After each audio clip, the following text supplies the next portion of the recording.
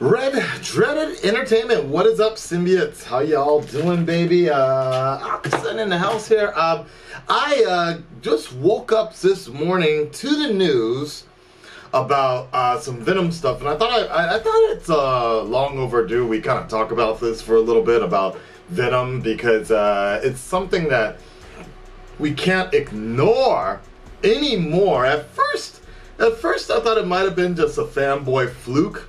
But I think it stands to reason that Venom is actually out there. The movie, Venom is actually making money. Venom has now surpassed Wonder Woman in box office sales, and that means it's now over $800 million, $820 million right now, worldwide. That is insane. So it's not a fluke anymore. This is like legit. People are legitimately interested in this movie. Does it make the movie good?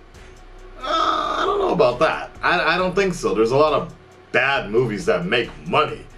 Venom just might be the new Transformers here. So let's go ahead and get into this article, and I'll give you my thoughts on it a little bit more as to what I feel. This one comes from Cinema Blend. Wonder Woman's lasso of truth has revealed a cold, hard fact. Venom just beat her and Peter Parker at the box office. Okay. Venom is apparently not done crushing other superheroes. Sony's Marvel Universe movie opened in early October, and it is slowing down on the domestic front, only taking number 15 on the Thanksgiving holiday weekend box office chart. But that was enough to push it past both Wonder Woman and Tobey Maguire's 2002 Spider-Man in terms of total gross. I mean, come on now. Spider-Man 2002? That was like 16 years ago. Alright. Wonder Woman came out in June 2017 and earned a total of $821 million at the worldwide box office. That came from a fairly even split between the $412.5 million domestic gross and the $409 million foreign gross. Now this is actually interesting. Keep that in mind. Keep that in mind. Fairly even split. Spider-Man had a similar setup.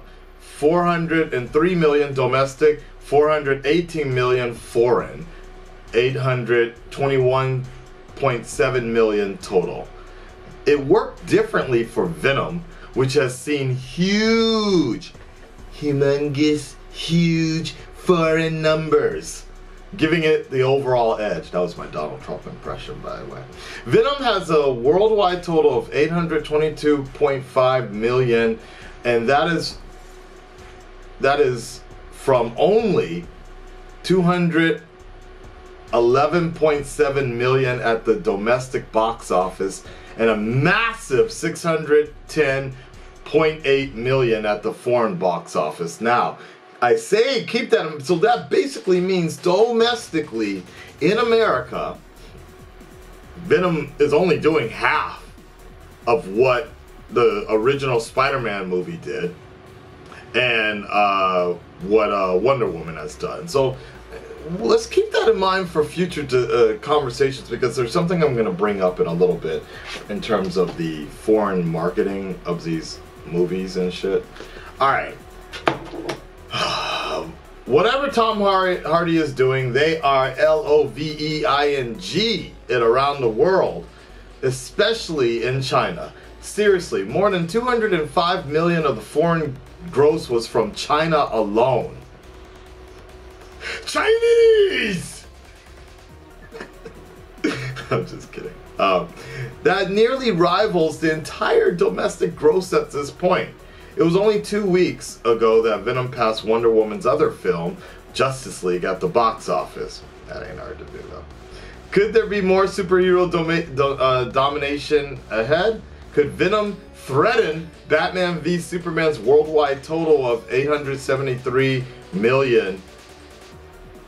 Maybe. So far, Spider-Man 3 seems safe with its worldwide gross of $890.8 million. Tom Holland's first MCU Spider-Man movie, Spider-Man Homecoming, straddles the Sony/Marvel line, and it's currently pretty far ahead of Venom with 880.1 worldwide. Venom easily passed Ant-Man and the Wasp in a worldwide grosses, but it's still nowhere near 2018's MCU's heavy hitters, Avengers, Infinity War, or Black Panther. That said, Venom could top Black Panther at the foreign box office since Black Panther made $646.8 million there, and Venom's current amount is $610.8 million. But Black Panther has a worldwide total of $1.3 billion, and that is out of Venom's reach. That is interesting to keep in mind in terms of domestic influences and yeah. All right. Here we go. This is a. Oh, and then Sony has announced that there's going to be 2 more Sony Marvel projects for 2020. Strike while the iron is hot, as they say. It's clear, though, that the North American box office wasn't as charmed by Venom as the rest of the world. Wonder Woman, on the other hand, appealed pretty equally in that respect. Director Patty Jenkins, star Gal Gadot, and somehow co-star Chris Pine, oh, I get it, will return for the sequel Wonder Woman 1984, which is a blah, blah, blah, blah, blah. And, yeah, okay. So this is the interesting thing. I've had quite some time. I'm actually preparing an interview for you guys online with Failwell. We talked about Venom when it just came out in North America, and I've had time to think about this movie, and it came out in Japan about 3 weeks ago. I gave my ticket away, the Japanese ticket that I had, because I actually got it for the marketing. This is a Japanese, I think it's actually a, it's a cable, like you can use Venom's tongue and everything for, you can wrap cables around, or whatever you want, keep an eye, like, keep things going or whatever, keep things together, right? So I thought this was kind of cool, and you know, again, I'm a huge Venom fan. I'm loving the best part about this movie. The only good part about this movie for me is the fact that we're getting more Venom stuff to come out, and ironically enough, they still use the actual White Spider situation. Now, domestically, I feel that Venom was promoted fairly differently domestically. There wasn't any faith in this property domestically. They held back the reviews because they knew they were going to get shit all over in terms of an actual movie, in terms of a decent quality movie. They knew critics were going to shit on that process, because that's what critics do.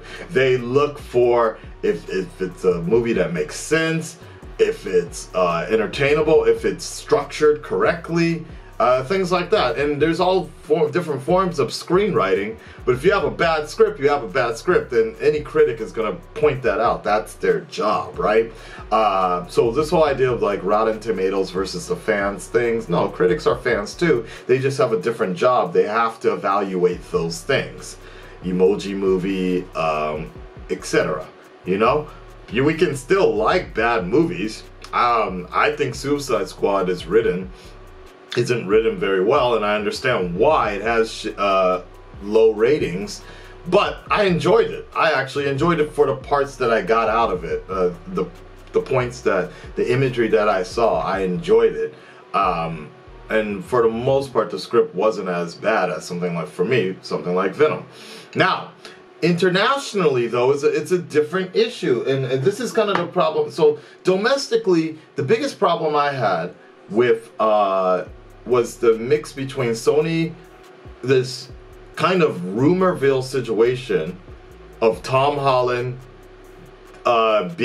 doing a cameo on set, because that was always an issue of mine about the Spider-Man involvement, and this rumor that Tom Holland was on set, that he filmed everybody was saying this one, that he filmed something not as Spider-Man but as a Peter Parker, so the story would still make sense. Tom Hardy saying that the White Spider was actually going to be on Venom at some point in the movie. That annoyed me as well, because I was waiting for that throughout the entire movie. So it would be closer. There's actually leaked photos of them actually having like this weird Spawn Nightwing looking white logo instead. There was one other thing, but there was just always this like a jerking. Amy Pascal or whoever saying that Venom is part of the MCU. All these things where it's kind of like Sony and Marvel are just kind of going back and forth with this idea of like, oh, maybe it's part of it, maybe it's not, maybe it's part of the MCU, maybe if it does well, we hope to get Spider-Man in there. This kind of jerking around of the fans, so we really don't know what to expect of this movie, and promoting a Spider-Man movie, a Spider-Man villain, very well known as a Spider-Man villain, probably the most famous Spider-Man villain right next to the Green Goblin, a very well-known Spider-Man villain without the inclusion of Spider-Man. For me, it just didn't work because replacing it with what they did wasn't clicking for me. Obviously, overseas is another situation. As I said, it came out a few weeks ago in Japan. Same thing. This is the thing.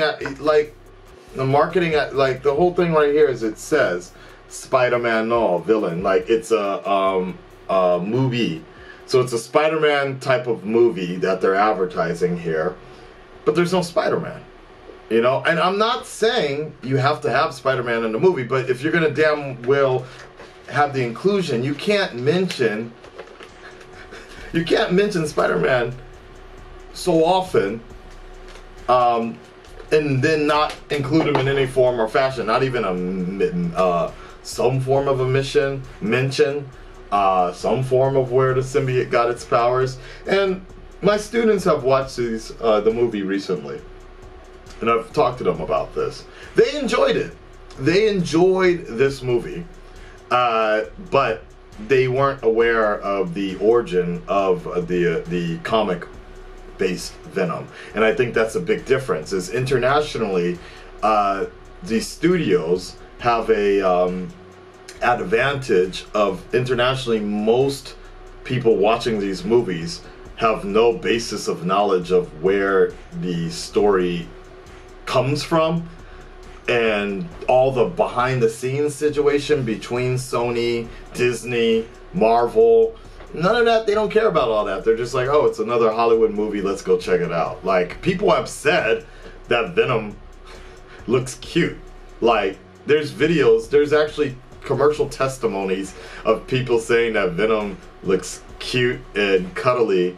And I understand that because Ted, you know, the fucking bear that cusses and shit, Ted is actually very popular in Japan. It's still popular. You see Japanese girls walking around with Ted keychains still, because they kind of like, I've talked about this before on this channel with my Japanese-based videos, but it's called Gappu. A lot of Japanese girls, and maybe guys, like the Gappu, where it's like a difference. Looks scary, really cute, right? Or has this kind of personality, but looks like a different sort of idea. And a lot of girls are really into that, and I think Venom is no different from that. I was reading something from Adrian Escoblades at over there, working for Assassin's Creed and such. And what he's saying is, you know, going back to the international money that was being made, 610 million international, of which 205 million is from China, where Venom was kind of marketed as a good boyfriend material. There's actually images up here of Venom in cartoon helping out Chinese girls, girlfriends with the symbiote, being the good boyfriend type of deal. And that's exactly true. That's what's going on in China. And I'm seeing very similar, the same reactions from girls in Japan with the same idea of the whole, like the biggest appeal for them was the symbiote I guess we're gonna call it Venom and Brock working together for like little conveniences and what have you not, if that makes sense. Doing little daily routines. Like I've seen a drawing of the symbiote feeding Eddie Brock ramen or something like that, and it's a little weird, but it's kind of it's unique at the same time. As someone living internationally, I can appreciate that side.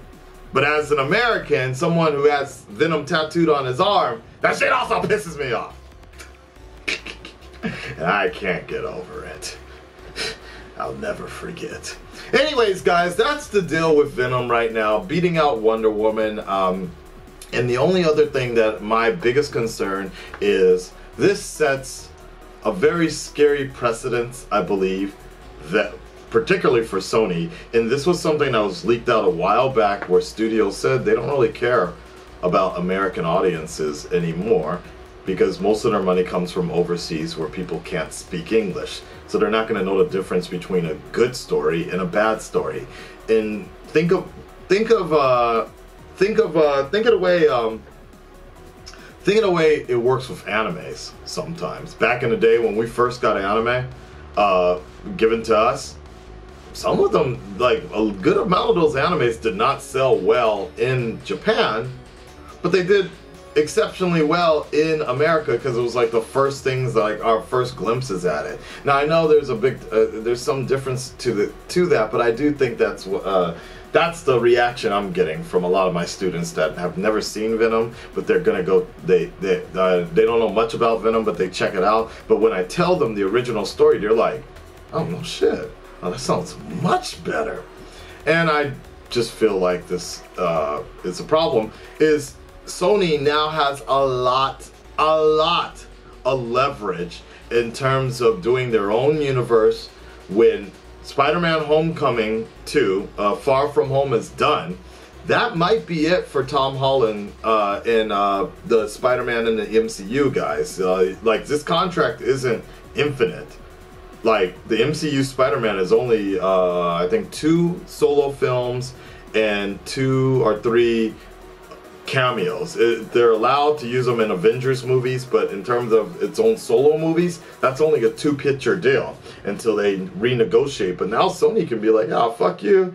Our Venomverse saved our properties. We're gonna bring Spider-Man back home."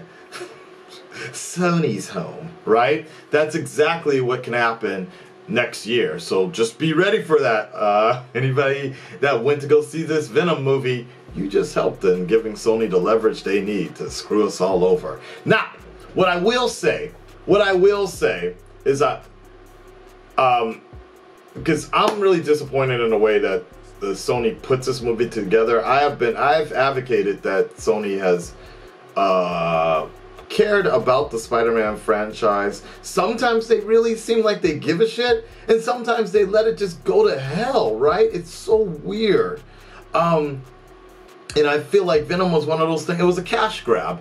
And by Venom beating out Wonder Woman, a film that genuinely speaking, we can all agree that the filmmakers really cared. Patty Jenkins actually gave a shit about Wonder Woman, and they really tried to make something fairly good. And the only, most would say it's the only well-received movie in the DCEU from all sources, fans, critics, etc. You know, by Venom beating out Wonder Woman, it sets this precedence that goes back to what I was saying about those leaked emails. You don't have to make a good movie to make money. That's the annoying part. You don't actually even have to give a shit about the, you know, Tom Hardy walked off of the set because the script was so bad of Venom. And he was like, "You guys gotta fix this, you gotta do something, but this ain't it, Chief," right?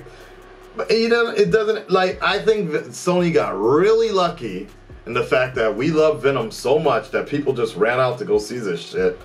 And they got really lucky on that side. But Morbius Kraven, Black Cat, they may not be so lucky next time around, but it does set this precedence that they can just go ahead and put out whatever, and fanboys will go see this movie regardless. I paid money for this twice. Gave my ticket away, but I paid money for it, one in America, one in Japan. So I don't know about the sequel. I might have to pull a BVS and protest that shit and not watch the sequel. I don't know. But what I was also thinking of was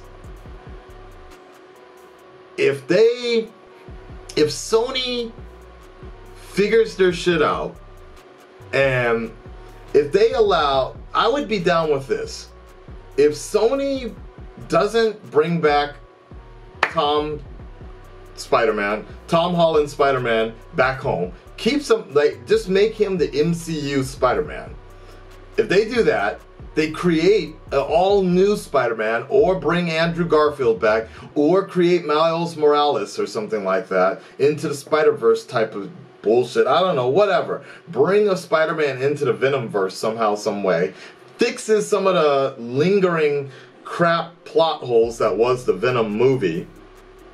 Take off Woody Harrelson's fucking wig, Carrot Top shit, and they create two separate Spideys, just like Quicksilver in Fox and Marvel, or 616 Marvel Universe, and then the Ultimate Universe, or even, I believe, like Batfleck, which is more of a Justice League type of group Batman, but not really a solo Batman at this moment in time. In all likelihood, probably forever.